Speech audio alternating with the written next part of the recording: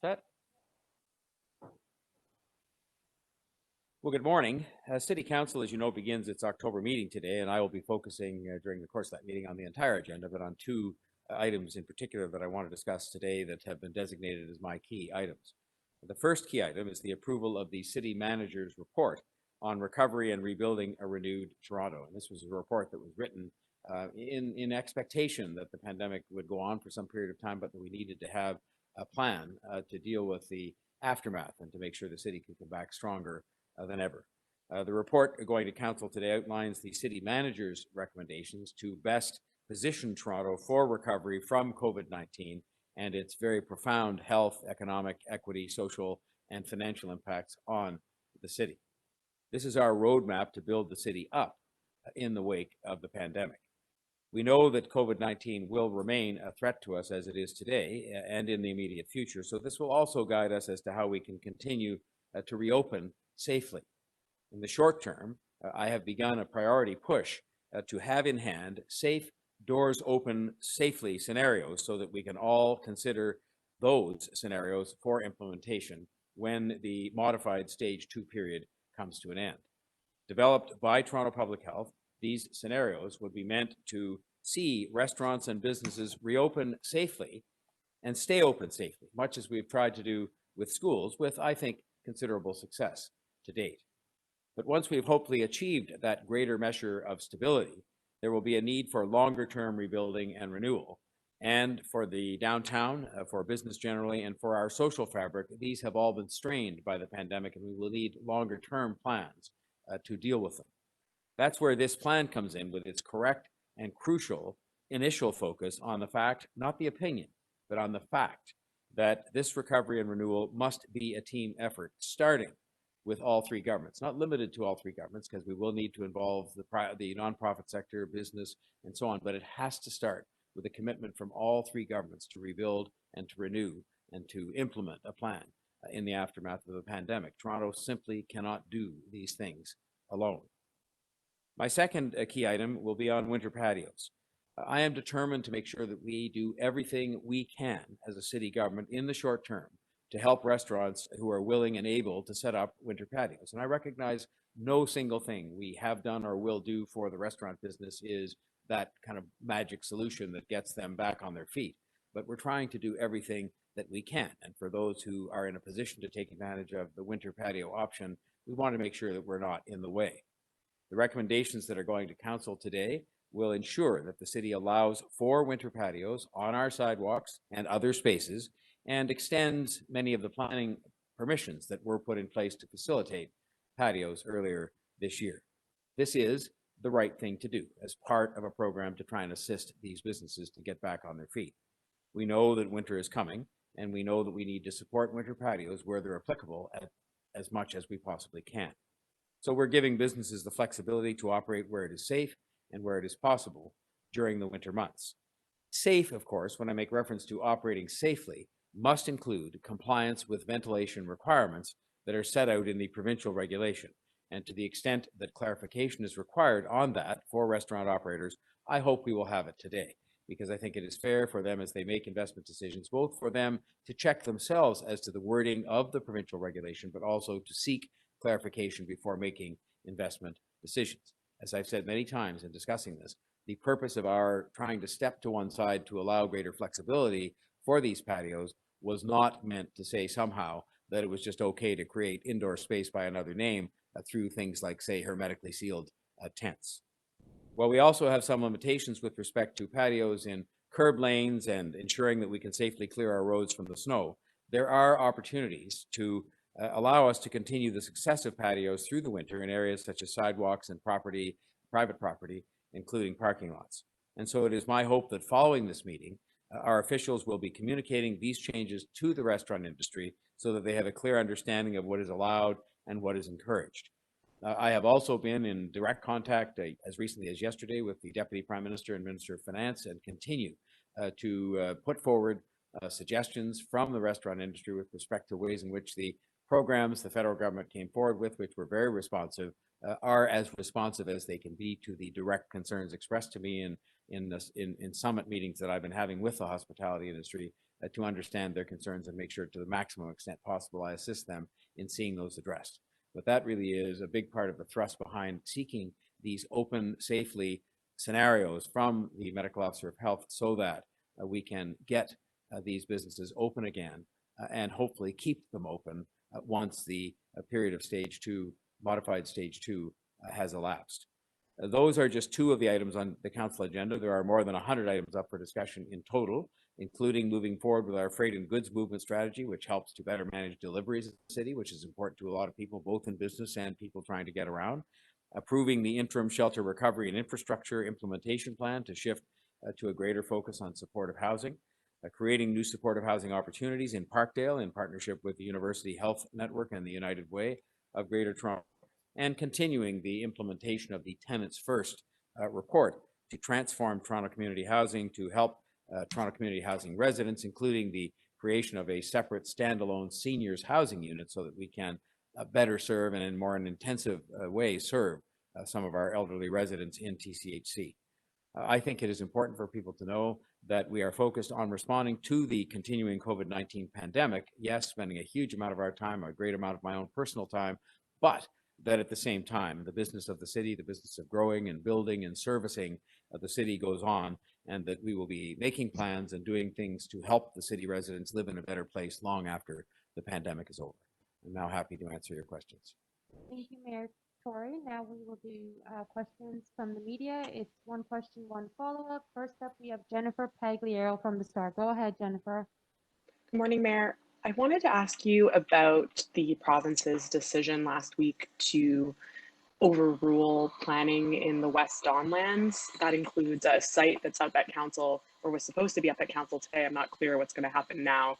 That includes open door incentives. And I wanted to know whether what the province did is how you imagine partnering with the province on provincial land to build affordable housing with city money. Well, first of all, we do have to acknowledge it's their land, which is a factor in all of this. You know, the fact that there may end up, and hopefully will, we certainly will be very determined to see lots of affordable housing on those lands, is also something that, you know, will in the end be a plus for the city. However, the ministerial zoning order, let's be clear about that. It is a device, I believe, that was put there in the provincial legislation to be used on a fairly selective basis, a very selective basis, and most often either at the request of the city or certainly in partnership with the city. And so there are instances I can say, for example, with respect to some of our supportive housing initiatives where we've asked for a ministerial zoning order. But I think the practice should be and should revert to being what I think it largely has been in the past, which is that it basically only happens when the municipality either asks for it to try and expedite something, or when it is done very close consultation and partnership with the city to achieve some objective that I think most people would agree upon. And so I hope we can sort of have a look at this with the minister and go back to a day, notwithstanding some of the benefits that could flow from these particular decisions, go back to a day where this was selectively used and used, you know, almost every time, either at the request of the city or in very close consultation with the city, because in the end, the city should have, you know, the domain over its own planning decisions within our boundaries. You know, is this not another example, Mayor, of the Premier sort of acting like he's in your role? You know, I was told by one of your council colleagues that city planning actually discovered this by accident. It sounds like they didn't even bother to tell anyone that they had done this. Well, you know, I think it is less than ideal to have it happen in this circumstance, whereas I understand it, it may well be somebody discovered it, but I think we heard about it literally on the eve of when it was actually happening. And it wasn't a call to say, what do you think about this? Or, you know, what is your thought? But rather to say it's happening. And I think that is a less than ideal situation, to say the least. And I don't think it's an example of any particular behavior on the part of the Premier. As I've said many times, he's been a good partner to Toronto, you know, the vast majority of the time, on certainly on COVID-19 without exception, and on many other matters as well. However, I think when you have a tool, a legislative tool like this that is so powerful and that can so easily override, you know, even just the consultative process, let alone the decision-making process of important developments in the city. It should be used very sparingly. It should never be used where the city learns about it in the dark of night, the night before it happens. I think we have some discussion to be held on that with the province so that we can make sure we can, have this happen in the way it's happened during COVID-19. Close consultation, lots of discussion back and forth, sorting things out usually where we have some kind of an agreement between ourselves as opposed to things being imposed on us. I just believe the City of Toronto is too important in the context of the size and scale of the planning decisions we have to make here and many other kinds of decisions, that our government is too accountable, has its own degree of expertise about what's good for it, and that it is not appropriate in 2020 to have those kinds of things, routinely overridden by the wishes of the province on this and many other matters. And so I think we should have some discussion to try to, find a better way. Thanks, Jennifer. Next up, we have Lucas Meyer from 1010. Go ahead, Lucas. Thank you very much. Sort of on the same wavelength that Jennifer was asking about. Excuse me, Mayor. The ranked ballots motion. Obviously with the government's bill last week, that's obviously they made a move on ranked ballots. Are you encouraged by the fact that several PC MPPs, wrote to the medical officer of health, expressing their concern about stage 2? Does this in any way give you any hope that, if there's enough political pressure from your side on the ranked ballots issue, that could potentially be reversed? Well, what disappointed me about this was it was a solution in search of a problem. I didn't hear anybody saying this was a grave problem. It was already in effect in one city, and I think it had been carried out relatively successfully there in a previous election.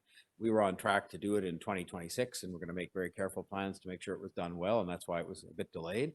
And again, I think it should be left within the purview of especially sophisticated municipalities like ours, but I can't distinguish between us and smaller cities. I think we should be left to decide how people are going to get elected in our municipalities. And in our case, I was a supporter, and I am a supporter of ranked ballots because I believe it will help to diversify our council, which is something that we need to do, and to encourage new people to enter politics. And I think just as importantly as both of those, I would say it's going to increase the civility of politics. And I think you all know how much I believe that it is so important to maintaining public confidence and to getting good decisions made that we have kind of a civilized discourse. And I think ranked ballot elections encourage that. So I hope that our motion and other pressure that may come upon the government will cause them to, revisit this, just in the sense that I think the reason given as to why they had to do it, which was something to do with expense and hassle during a pandemic, didn't really hold very much water, to be frank. We'll see what happens. I believe it still would be a step forward to let municipalities make their own decisions on this, and a step forward for those who did it, which would have included, I think, Toronto, to actually be in a position to do so. But are you encouraged, based on what we saw with the letter from Ms. McKenna and Mr. Gill, that there seems to be some willingness when there is enough political pressure? I mean, that they could reverse the decision. I mean, there's been times when council has pushed back on provincial moves and nothing's happened. To be candid, I think this matter is so little understood by the public that you'll be hard pressed to get, any kind of, big public momentum behind this, because it's an obscure topic in the sense that I think most people, understand how elections work because they've always worked the way they do now. But I think the notion of some other way of operating elections is not something people have spent a lot of time on. And, so I think in that sense, the opportunities to get the government to change its mind are limited, but not zero. So, because if I thought they were zero, then, why would we bother spending the time passing this motion? I hope they might think about this again, because as I say, it was a solution in search of a problem. But am I sort of thinking that they're going to, in the next 5 days, say, we've reconsidered and we're going to change our mind on this? I wouldn't expect that, but there's always hope. Thank you, Lucas. Next up, we have Matt Bingley from Global. Go ahead, Matt. Good morning, Mayor. In the recovery plan, the city manager said that it could not be, the recovery could not be made on the backs of taxpayers, but he also did say that the city can't keep going back to other levels of government looking for money. So there will have to be, the other shoe will drop at some point. So I'm just wondering if you could say when a tax increase may be appropriate to help with the city's recovery. Well, first of all, I think what the city manager was saying with respect to approaching the other governments for money is that we can't keep going back on kind of an episodic basis, every single quarter, every single year, you're going back with some new need that you have because the existing financial arrangements as between the different governments affecting cities are not adequate, which they aren't. I mean, they're archaic. They are based on an 1867 constitutional arrangement about cities, and it was never contemplated, I'm sure, at that time, a city, say, the size of Toronto, 3 million people, bigger than most provinces in this country. So I think that's really what it's saying, is we've got to come up with a better regime. And I don't think the city manager mentions this, but I think he would agree with me that we don't want to open up the Constitution. That's not the way to go about this. So we have to come up with some practical arrangements that, you know, first and foremost, start with, you know, existing revenues that are taken in by the other governments and having those more fairly applied to the cities where a lot of the delivery of services rest. With respect to the matter of tax increases within the city, I've said repeatedly, and this is not the day to be deciding upon the budget. I've been spending a huge amount of time with the city officials on the 2021 budget. There are problems there, but that we're going at it from the standpoint that neither can we afford to cut services, nor can we afford to see people faced with substantial property tax increases, because, you know, both would be counterproductive to the very difficult situation people find themselves in right now. And so we're trying to fashion other answers, including you know, continued help, for example, from the other governments with the year 2021, which is just as much a pandemic recovery year as this year was. And we're talking to them about that very actively right now.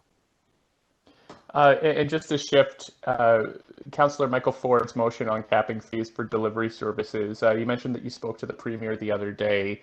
Did this come up, and did he signal his willingness to participate? No, I didn't ask him the direct question, will you do this? Because we can't, but we certainly, it was raised in discussion. He knows it's a concern of mine, and I think it's a concern he shares. I think he said so publicly at one of his own media avails. I had a chance to talk to one of these companies yesterday, and, you know, they told me of some of the very good things they're doing to help introduce new products to make it better for restaurants. But the fact remains, their main product line, which is their straightforward delivery service, extracts a 30% commission from restaurants. And the restaurants have told me very clearly that a 30% commission taken off the top for a meal that somebody's ordering leaves them with very little, at least not enough to sort of, you know, be a big help to keep them in business. And so my point of view expressed to this company and expressed generally here today, again, would be that these companies, as a matter of good corporate citizenship, but also as a matter of just good business, should be doing something to help their customers, at least in the short term while there are shutdowns going on, and perhaps beyond that during some of the additional period of the pandemic. But that's a discussion I've been having. This is not the first time I've talked to them. I talked to them as far back as April about this, and they seem to be, you know, relatively unyielding in saying that that's something that they can't or won't do. Okay, that's it for today, everybody. Thanks. Have a great day. Thanks a lot.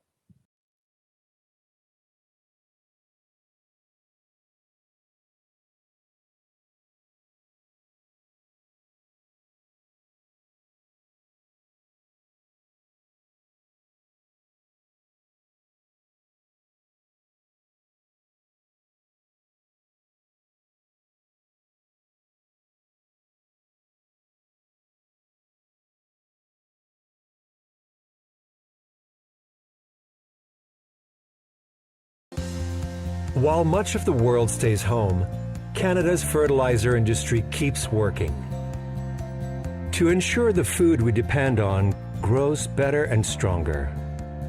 Because without fertilizer, harvests would be cut in half. The nutrients in soil must be replenished for the next harvest. To recover from this crisis, the world depends on us.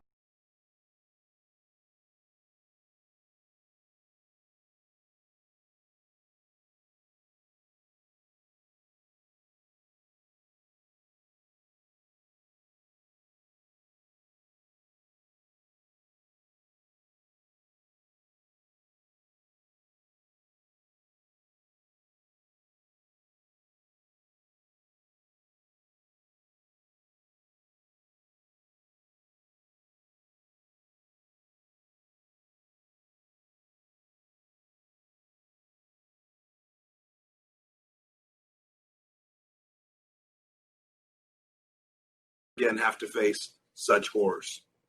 Let's not shrink from the challenge before us, simply because the path ahead seems hard. And let's uphold the mission of this body to this address is the really, threats I think, to international the peace and challenge security that we all have in that front the of us. Islamic Republic of Iran But presents. you need to know when you approve a budget just how well that budget works for the groups that you've just mentioned. So that's something that I think is fundamental to our job to help you when you're making decisions. Thank you. That was your last question. Councillor McKelvey, questions? Thank you, Madam Speaker. To the city manager, I appreciate that you didn't prepare this report, but you are now tasked with the next steps in that. There are 83 recommendations that are there. Could you just maybe speak to how you see rolling out prioritization